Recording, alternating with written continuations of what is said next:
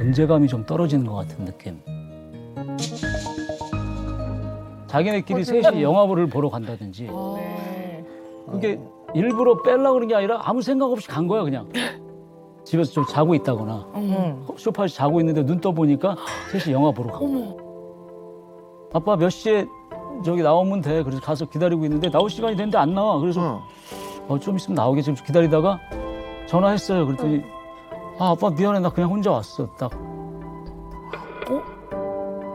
그만큼 제가 존재감이 떨어진다는 얘기예요. 건이는 뭐 아예 바라지도 않고.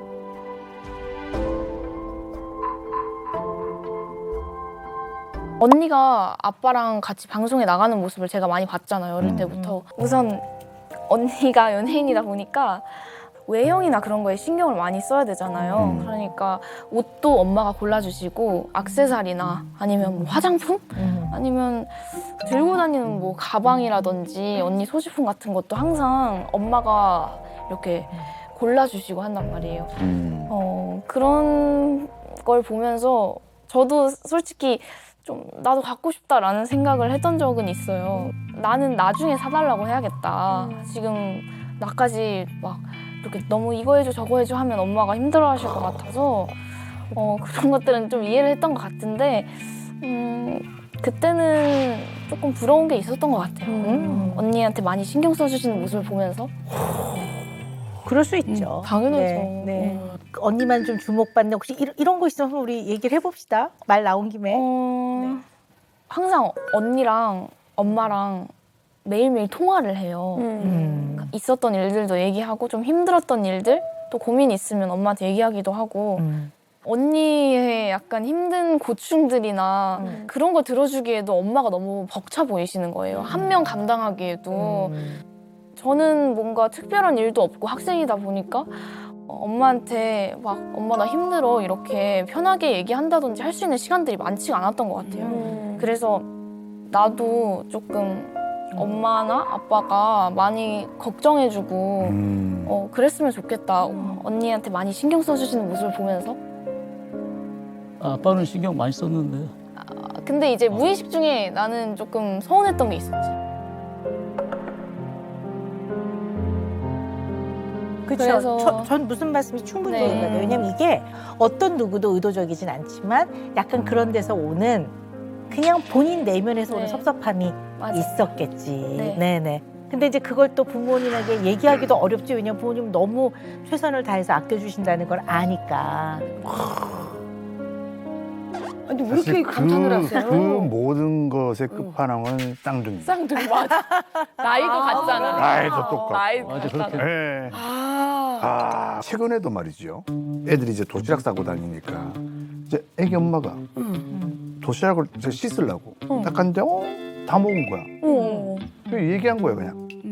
아이고 첫째 딸 다 먹었네 잘했어 하는 순간 둘째 딸이 울려고 그러는 거야. 왜?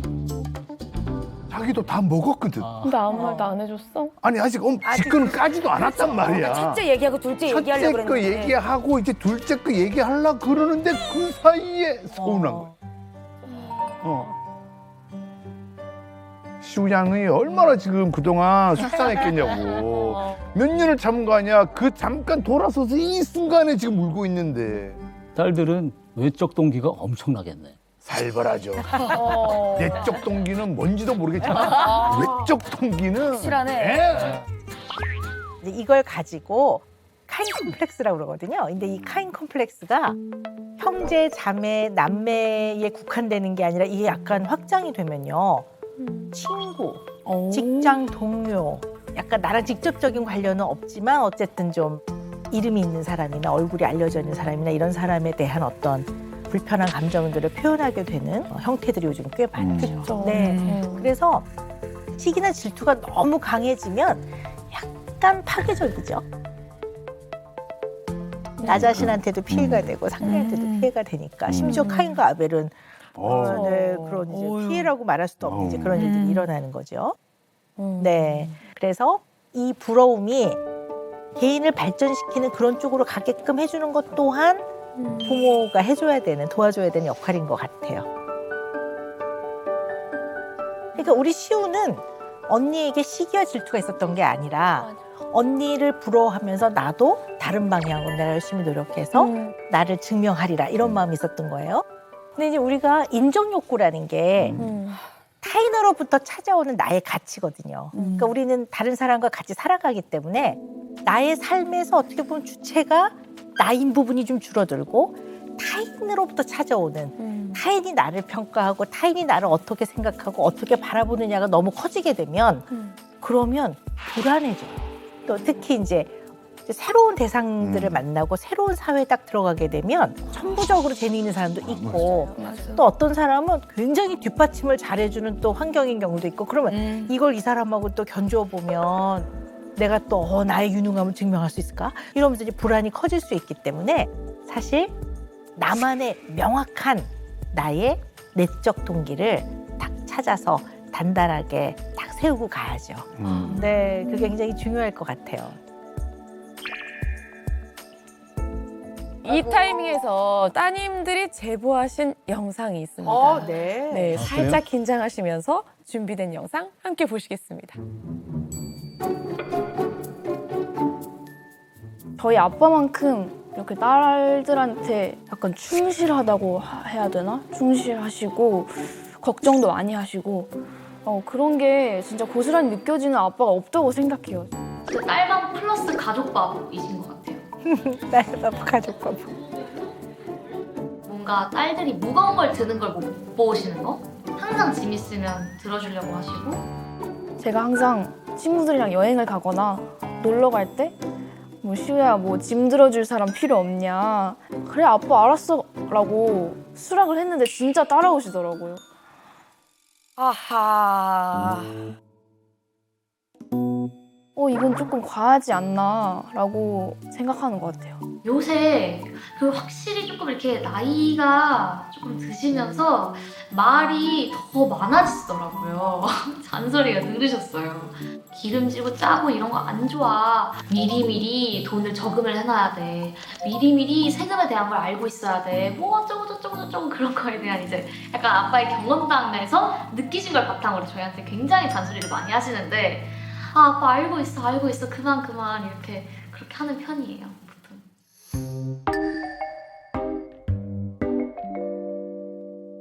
좀 오래 전 얘기죠. 우리 둘째 딸 시우가 초등학교 6학년 때였어요.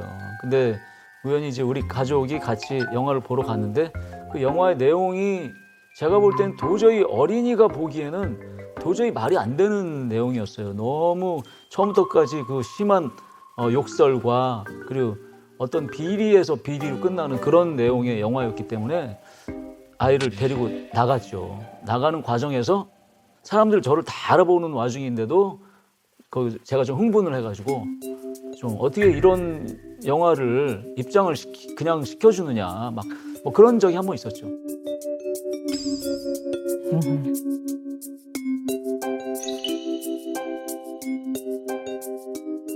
분명히 딸을 너무너무 사랑하는 건데 약간 좋지 않은 표현이긴 하지만 막 너무 사랑해서 좀 극성이다 막 약간 이렇게 느낄 때 있어요?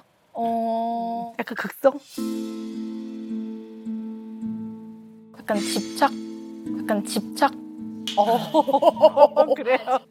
제 약간 버킷리스트 중 하나가 카페 같은 데에서도 알바 해보고 싶고 약간 로망이 있었어서 최근에 한번 알바를 해본 적이 있어요. 카페 같은 데서. 근데 그냥 이제 나 돈 벌러 다닌다고 막 굳이 말씀을 드릴 필요가 없는 것 같은 거예요. 그래서 말씀을 안 드리고 나중에 후에 이제 나 사실 알바 한번 갔다 왔다 이렇게 말씀드리니까 되게 서운해하시고 왜 어디 가가지고 막 일을 하고 오냐고 속상해하시더라고요. 그런 면은 좀 없으세요?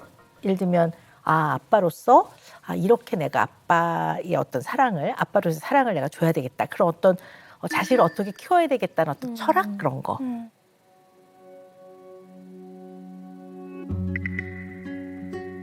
가장 먼저 생각한 게 아이들이 집안만큼은 나의 천국이 돼야 되겠다. 그렇게 해줘야 되겠다.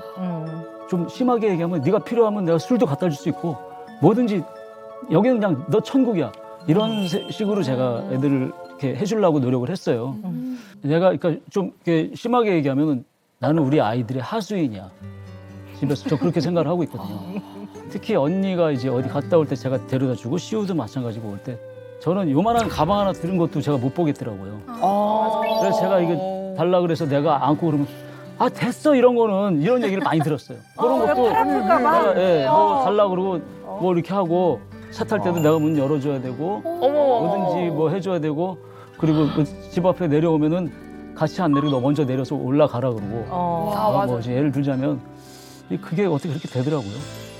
제가 좀 부끄럽지만 게으른 편이에요.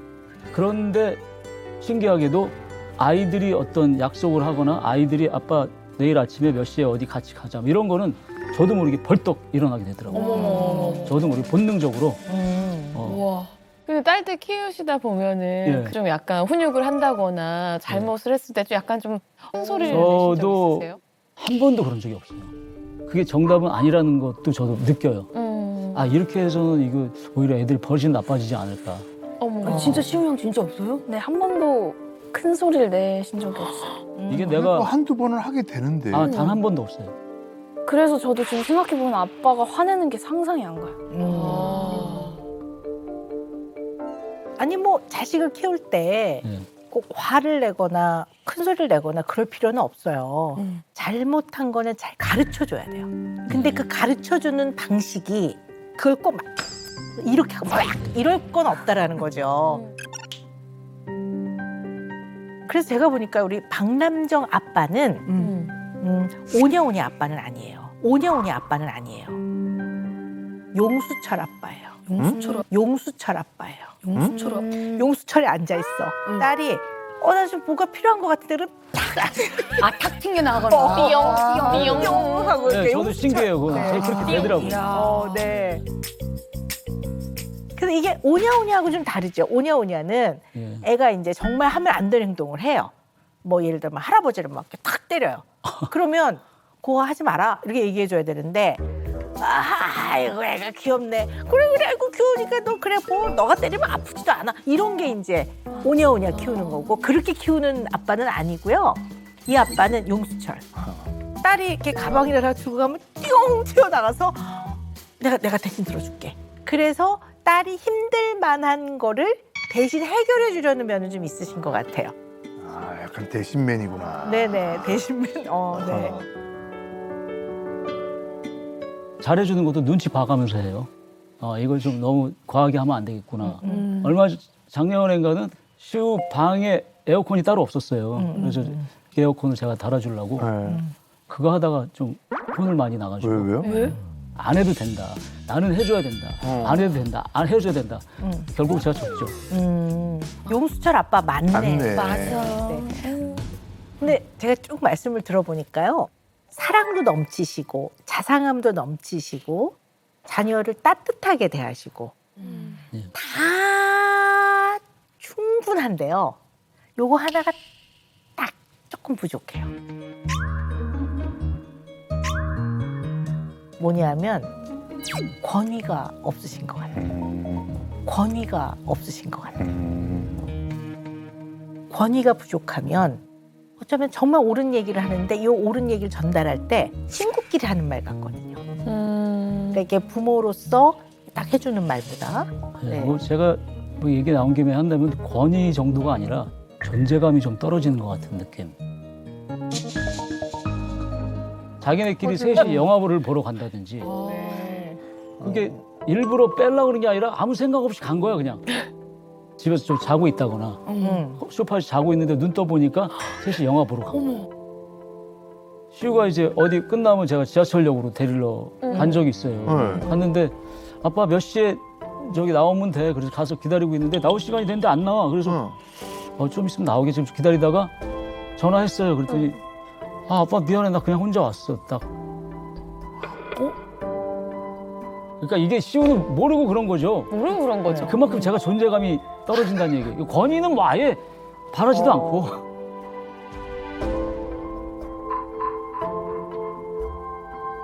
사진 찍을 때도 셋이만 찍고, 아빠는 찍게 하고. 뭐 그런 거죠.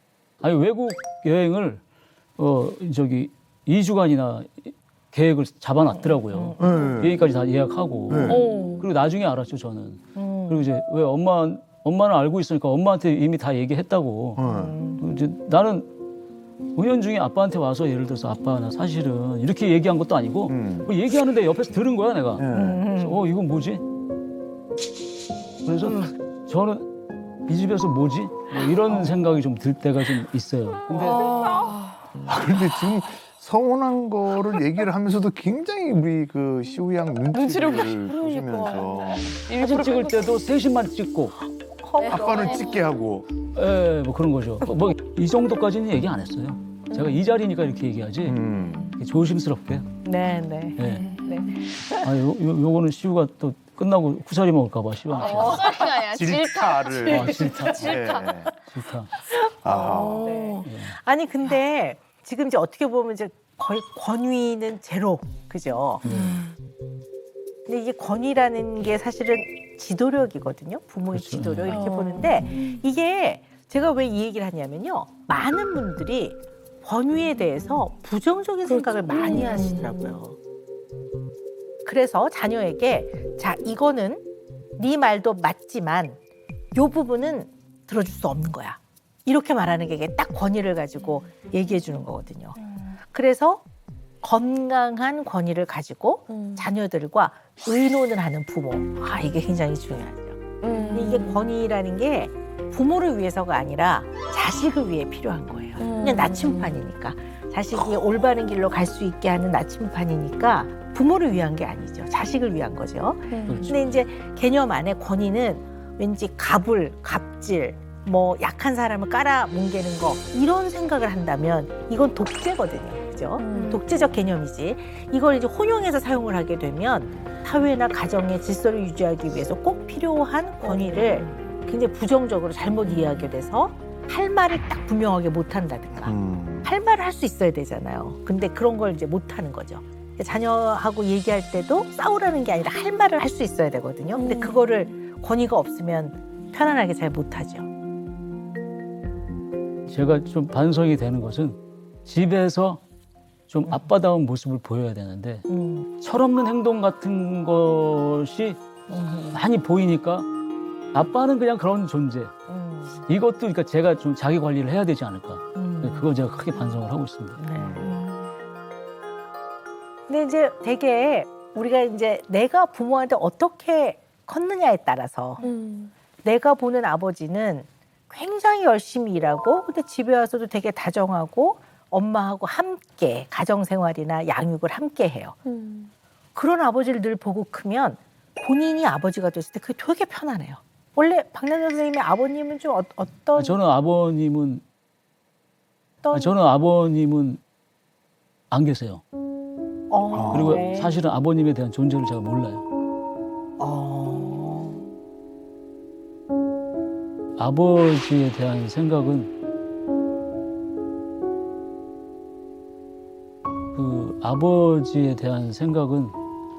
아예 일도 네. 모르고 네네. 그 아버지에 대한 실질적인 기억이나 기억이 경험이 전혀 없어요. 그러시군요. 네. 아, 그러시군요.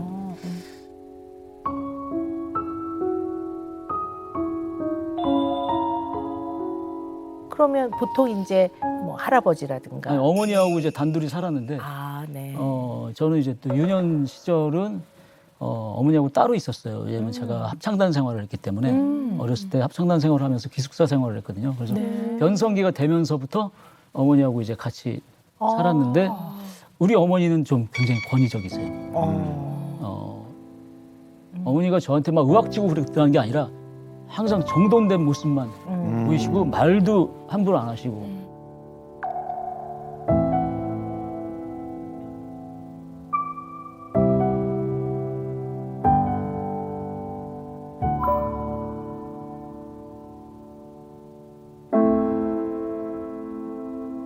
근데 뭐 조금 더 얘기를 깊게 해보자면 아버지에 대한 이제 실질적인 기억이 없단 말이에요. 그러면 아버지를 좀 대신할 수 있는 그 아버지란 존재를 대신할 수 있는 남자 어른 그게 뭐 학교 선생님이 될 수도 있고 아니면 친척이 될 수도 있고 뭐 외삼촌이 될 수도 있고 이런 대상자와 또 경험을 하면서 보통 말하는 그런 권위적 대상자, 예. 어른, 특히 남자 어른에 대한 또 나름 기준을 만들어 가거든요. 예. 되게 중요하거든요, 그게요.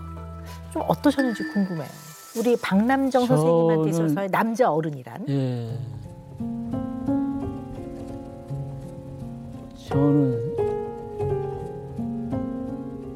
젊은 나이에 갑자기 이제 가요계에서 빛을 받다가 보니까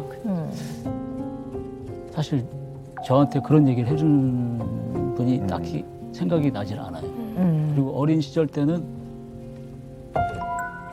중학교 때까지 합창단 단체 생활을 했기 때문에 합창단에서의 그 어떤 가르침, 단체 생활의 가르침.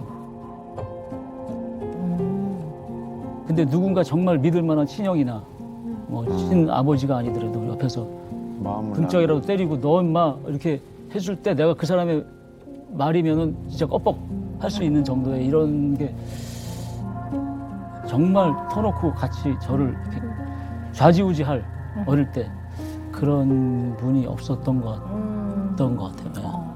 근데 이제 이건 그냥 궁금해서 여쭤보는 건데요. 남자 선생님, 남자 어른이 조금 나를 굉장히 무섭게 대했던 그런 경험 좀 그런 게 있으세요? 약간 좀 무섭거나 그러세요?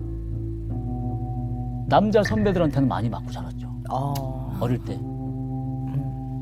이제 그런 약간 남자들끼리의 단체 예, 좀 엄했어요. 예, 그런 건 있었죠. 그러시구나. 그 사전에 좀 예. 그 검사한 거 박남정 선생님의 문장 완성 검사에서 보니까요. 내 생각에 가끔 아버지는 무책임한 사람이었을 거라고 생각한다.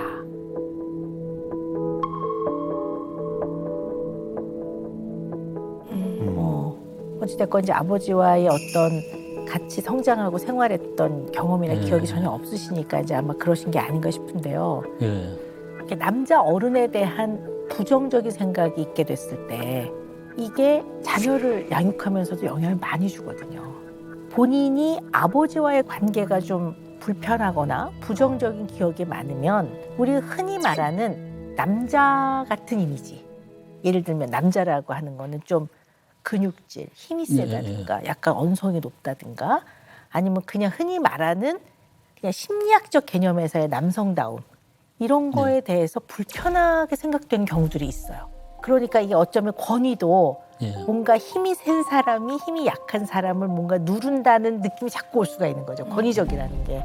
그래서 제가 보니까 굉장히 부드럽고 섬세한 아빠거든요. 그러니까 뭔가 딸들한테도 언성 한번 안 높이는 게 뭔가 언성을 높이고 약간 강압적으로 대하거나 강요하거나 약간 뭐 좀 세게 혼을 내거나 이런 것들에 대해서는 뭔가 조금 안 좋은 느낌.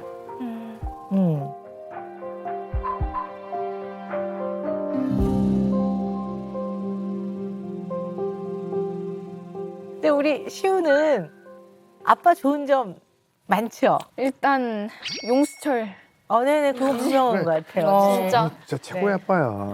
정말 알맞는 별명인 것 같아요. 저희가 어디든지 언제든지 어디든지 항상 준비하신 것처럼 연락하면 바로바로 바로 찾아와 주시고 그냥 저희가 우선이라는 거 그런 아빠 밑에서 잘할 수 있다는 게 진짜 큰 행운인 것 같아요. 뭐야. 감동이야. 내가 너무 크게.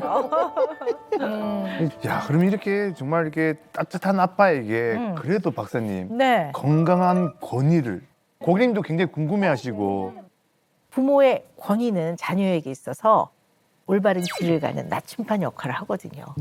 그럼 이제 어떤 상황에서 내가 이 권위를 어떻게 건강하게 잘 적용을 할 것인가 생각을 해보신다면 언제나 이렇게 나침반을 딱 머릿속에 그리시면 될 것 같아요. 어떤 상황에서 우리가 어떤 방향으로 가는 게 좀 더 너한테 도움이 될까? 이렇게 하면 이게 바로 권위예요. 이게 권위가 아니라. 그러니까 언제나 너에게 도움이 되는 네가 성장할 수 있는 걸 의논을 해보자. 아빠는 언제나 너를 믿어. 그러나 구체적인 방법은 의논을 해보는 게 좋겠다.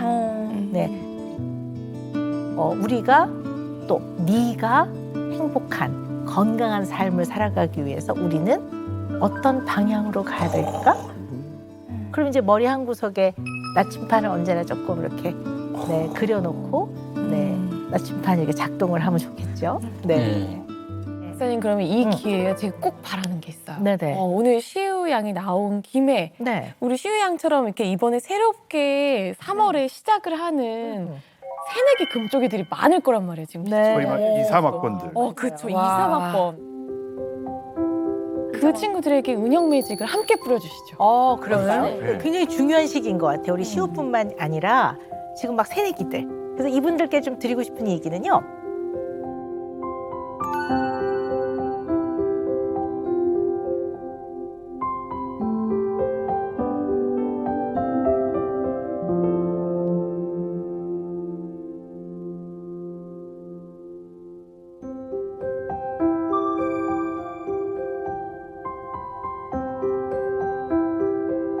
우리 인간이요. 성인이 되기 전까지요. 3번의 큰 성장통을 겪게 됩니다. 첫 번째 성장통은요. 만 나이로 한 2, 3살 때. 이때 아이들이 엄마하고 내가 한 몸이 아니었네. 그러면 나도 이제 성장을 하고 내가 좀 더 기능을 발달시키기 위해 나름 나의 발달 과제를 해야 되네 뭐 이러면서 나름 좀 힘들어요. 두 번째 성장통은요. 아동에서 또 성인이 되기 전 단계. 생각과 마음이 커지고 자기 나름대로의 가치관을 만들어가는 시기예요. 그러니까 방황하기도 하고 자기의 또 생각을 또 이렇게 단단하게 해나가는 연습을 하는 시기이기도 합니다. 일명 사춘기.